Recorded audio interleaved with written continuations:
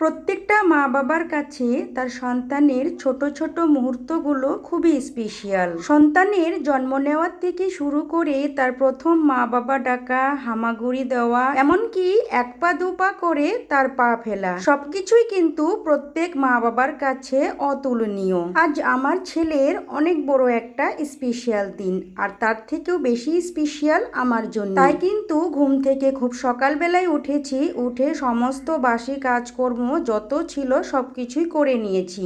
ঘরটাও মুছে নিলাম, এবার কিন্তু স্নান ধ্যান করে নিলাম। এবার যাব ঠাকুর ঘরে। এই স্পেশাল দিনটিতে আমরা যতই আনন্দ ফুর্তি করি না কেন, যত লোকজনকেই খাওয়াই না কেন, ভগবানের যদি সেবা শান্তি না দিতে পারি তাহলে কিন্তু সব কিছুই বৃথা।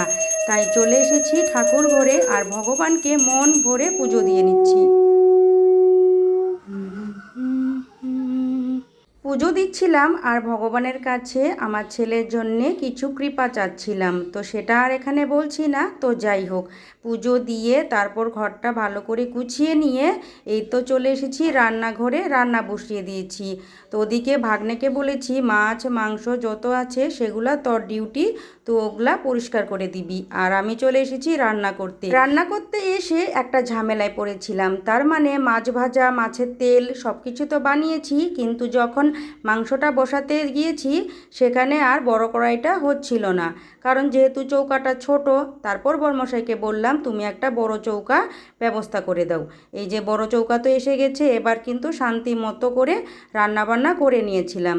তো আমি তো আমিষগুলো রান্না করেছিলাম আর আমার এক ভাস্তি ছিল, সে নিরামিষটা রান্না করেছে।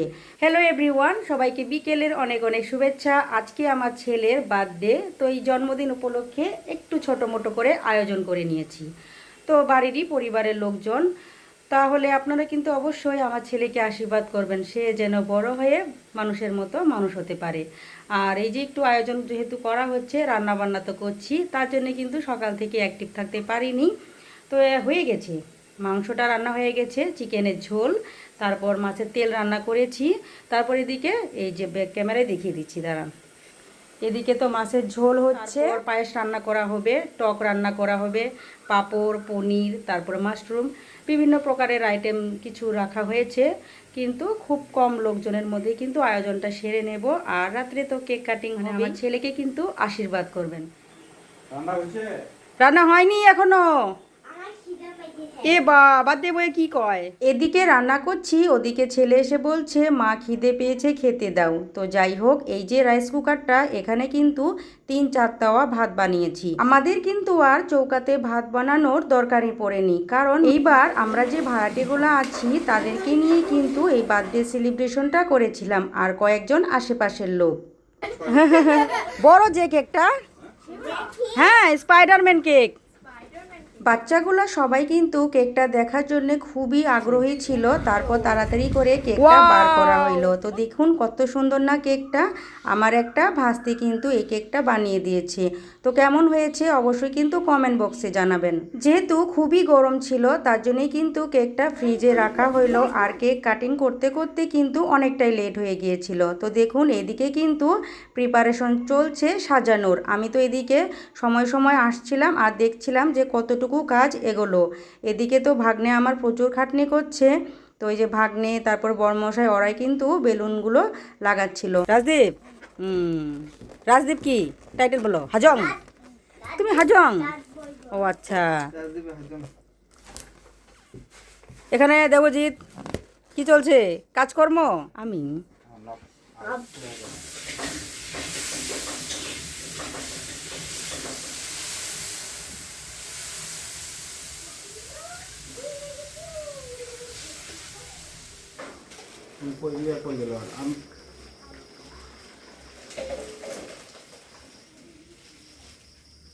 ফাইনালি সবকিছু রান্না বান্না শেষ, শুধু মিষ্টান্নটা বানালেই হয়ে যাবে।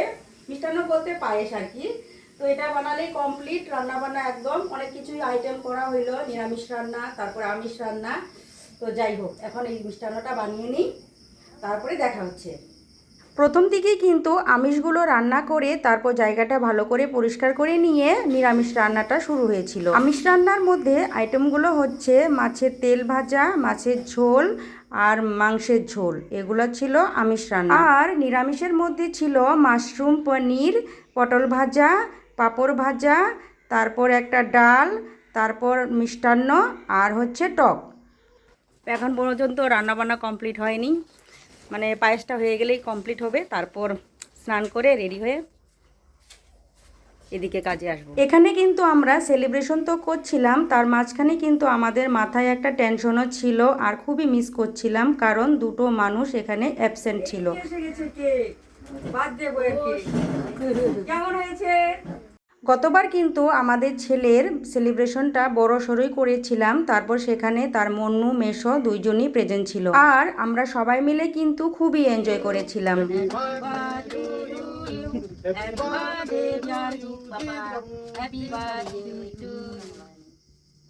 আমার সোনা পাপা,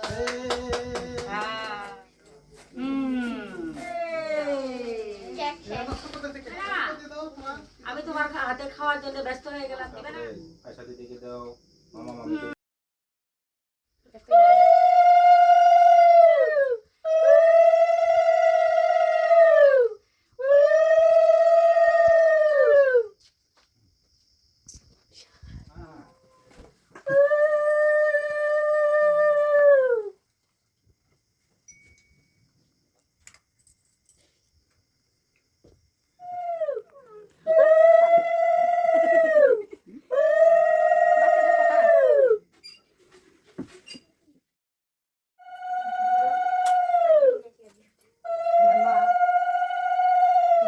রুটি বানায়